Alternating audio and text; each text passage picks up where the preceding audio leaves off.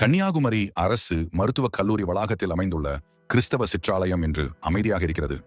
ஜெபம் இல்லாததால் அல்ல, அரசின் அனுமதி இல்லாததால் மட்டுமே. இந்த கிறிஸ்தவ சிற்றாலயத்தை திறந்து ஆராதிக்க பலர் முயன்றார்கள். அதிகாரிகளை சந்தித்தார்கள், மனுக்கள் கொடுத்தார்கள், விதிமுறைகளை பின்பற்றினார்கள். ஆனால் அரசின் பதில் மாறவில்லை. ஒரே பதில்தான் எப்போதும் இருந்து, அனுமதி வழங்க இயலாது என்று. இது இந்த ஆலயத்தின் முடிவல்ல, இது விசுவாசத்தின் சோதனை. கிபி 1939 ஆண்டு அப்பொழுது இருந்த திருவிதாங்கூர் கொச்சி சமஸ்தான அரசாங்கத்தின் கீழ் இந்த மருத்துவமனை காச நோய் மருத்துவமனையாக நிறுவப்பட்டது. இதன் முக்கிய நோக்கம் அந்த நேரத்தில் பரவி வந்த தொற்று நோய்களுக்கான சிகிச்சை அளிக்கவே உருவாக்கப்பட்ட மருத்துவமனையாகும். மேலும் கிபி 1939 ஜனவரி 11 அன்று ஆசாரிபள்ளம் மருத்துவமனை வளாகத்தில் பிரிட்டிஷ் இந்தியா காலத்தில் மேதகு மார்ச்சியோனஸ் ஆஃப் லின்லித்கோவ் அவர்களால் கிறிஸ்தவ சிற்றாலயத்திற்கு அடிக்கல் போடப்பட்டது. இம்மருத்துவமனையில் பல கன்னியாஸ்திரிகள் சமூக சேவையாற்றியுள்ளனர். அவர்கள் மருத்துவமனை வளாகத்திலேயே தங்கி இந்த சிற்றாலயத்தில் இறை வழிபாடு செய்து மருத்துவ சேவைகளிலும் சமூக சேவையிலும் ஈடுபட்டனர். அவர்களில் குறிப்பிடத்தக்கவராக அருட்சகோதரி எர்னா இருந்துள்ளார். அவர்கள் இந்த வளாகத்தில் உள்ள வழிபாட்டு தலத்தின் பொறுப்புகளை ஏற்று தூய்மையான மற்றும் சீரான வழிபாடுகளை நடத்தியுள்ளார். மேலும் இவ்வளாகத்தில் கிறிஸ்தவ நற்செய்தி கூட்டங்கள் கூட நடைபெற்று வந்துள்ளன. இது அந்த இடத்தின் மத சமூக சேவையின் வரலாற்று முக்கியத்துவத்தை வெளிப்படுத்துகிறது. அருட்சகோதரி எர்னா அவர்களின் மறைவுக்கு பின்னர் காச நோய் மருத்துவமனையில் பணிபுரிந்து வந்த ஊழியர்களால் தொடர்ந்து பிரார்த்தனைகள் நடத்தப்பட்டு வந்தது.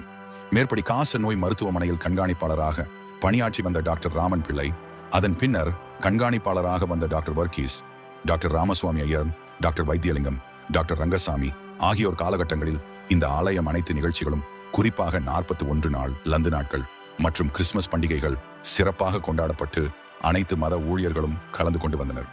இந்நிலையில் 2004 ஆண்டு மேற்படி காசநோய் மருத்துவமனை மருத்துவக் கல்லூரி மருத்துவமனையாக மாற்றப்பட்டது. அப்போது அரசின் எந்தவிதமான உத்தரவுமின்றி கிறிஸ்தவ வழிபாட்டு ஸ்தலம் மூடப்பட்டு அதன் முன்பகுதியில் பிறப்பு இறப்பு அலுவலகமாக மாற்றப்பட்டு கிறிஸ்தவர்களுடைய வழிபாட்டு உரிமையை பறிக்கப்பட்டு கிறிஸ்தவர்களை கொச்சைப்படுத்தும் விதமாக பிறப்பு இறப்பு அலுவலகமாக மாற்றப்பட்டு அதன் அடையாளங்கள் அழிக்கப்பட்டன. கிறிஸ்தவர்கள் வழிபாட்டு உரிமை இங்கு மறுக்கப்படுவது மிகவும் வருத்தமடைய செய்யும் செயலாக உள்ளது. மூடப்பட்ட ஆலயத்தை திறக்கும் விதமாக 87 வயதான திரு பெஞ்சமின் என்பவர்கள் 2019 ஆண்டு மனு ஒன்றை அளித்தார். ஆனால் எந்த பயனும் இல்லாமல் போயிற்று. வயது முதிர்வு காரணமாக அந்த மனுவுக்குரிய கோப்புகளை எல்லாம் தமிழ்நாடு ஜனநாயக கிறிஸ்தவ பேரவை குழுவிடம் ஒப்படைத்து அவரும் இந்த உலகத்தை விட்டு கடந்து சென்றார். ஆனால் இன்னமும் அதற்குரிய முடிவு எட்டப்படவில்லை. இந்த குழுவினர் பல முறை அமைச்சர்களையும் அரசு அதிகாரிகளையும் கண்டு மனுவை கொடுத்து ஆலயத்தை திறக்க கோரியுள்ளனர். ஆனால் அதற்குரிய எந்த பயனும் இல்லை. இது குறித்து குளச்சல் தொகுதி சட்டமன்ற உறுப்பினர் திரு ஜே.ஜி. பிரின்ஸ் அவர்கள் சட்டமன்றத்தில் குரல் எழுப்பினார். இப்ப மிக முக்கியமாக எங்க மாவட்டத்தில் ஆசாரிபள்ளம் மெடிக்கல் காலேஜ் அந்த மெடிக்கல் கல்லூரியில் 1939 பிரிட்டிஷ் காலத்தில் காசநோய் மருத்துவம் ட்ரீட்மெண்ட் பண்ணக்கூடிய ஒரு மருத்துவமனை. அந்த மருத்துவமனை அது எல்லா மதக்காரர்களும் போய் சாமி கும்பிடுவாங்க. அங்கே ஒரு சர்ச் சேப்பல், அங்கே அதுபோல் 6 ஹிந்து ஆலயம் இருக்குது. அதெல்லாம் எந்த விதமான ஹிந்துவும் இல்லை, கிறிஸ்டியன் பிரச்சனையும் இல்லை அங்கே. ஆனால் 2004 அந்த காசநோய் மருத்துவமனை க்ளோஸ் செய்யப்பட்டு மெடிக்கல் காலேஜ் ஆரம்பித்தாங்க. அந்த பிரச்சனை இன்னும் இது ஓப்பன் பண்ணாமல் இருக்கிறதுனால இன்றைக்கி மைனாரிட்டி பீப்புள் இந்த கவர்மெண்ட்டை ஆதரிக்கக்கூடியவங்க waiting for the good result நடக்கும்னு நம்புகிறேன். அதற்கு நீங்கள் துரிதமாக எங்களுடைய மாவட்ட அமைச்சரும் இதை பேசிக் கொண்டு இருக்கிறோம், நாங்கள் பேசிகிட்டு இருக்கோம். நீங்கள் மாவட்ட நிர்வாகத்தில் சொல்லி இதை உடனடியாக சேப்பல் ஓப்பன் செய்வதற்கு நடவடிக்கை எடுக்க வேண்டும் என்பதை உங்கள் கவனத்துக்கு கொண்டு வரேன். ஆனாலும் இதற்கு எந்த பயனும் கிடைக்காமல் போயிற்று. மேலும் மாவட்டத்தின் ஆட்சியர் அலுவலகமும் அனுமதி வழங்க வகையில்லை என தெரிவித்துள்ளனர்.